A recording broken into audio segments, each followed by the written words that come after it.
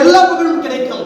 ஆனால் இந்த மனத்தை நாம் என்ன செய்து கொண்டிருக்கின்றோம் அல்லது மனம் நம்மை என்ன செய்து கொண்டிருக்கிறது என்று பார்த்தோம் என்று சொன்னால் மனம்தான் வெற்றி பெறுகிறது. யாருடைய மனங்கள் வெற்றி பெறுகிறதோ அந்த மனிதன் தோற்று விடுகிறான். எந்த மனிதன் மனதை வெற்றி பெறுகிறானோ அந்த மனிதன் வெற்றி பெறுகின்றான்.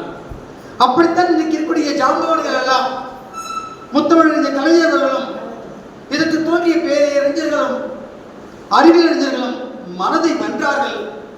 ஆனால் தான் இந்த உலகத்தில் நிலைத்த புகழை தந்தார்கள்.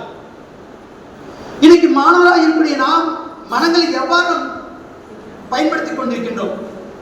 முதல்ல மனம்னா என்ன? மிகப்பெரிய ஒரு ஆராய்ச்சி. மனம் என்று சொல்லுக்கு ஒரு சரியான பொருளை சொல்வதற்கு இங்கு யாரும் கிடையாது. நான் சொல்வது நம் அவையில் அல்ல, உலக அரங்கிலும் கூட. மனம்னா என்ன? நம்ம என்ன நினைக்கிறோம்? மனம்னா எங்க இருக்கு? மனம் ஒரு உறுப்பா? மனம் ஒரு பகுதியா என்று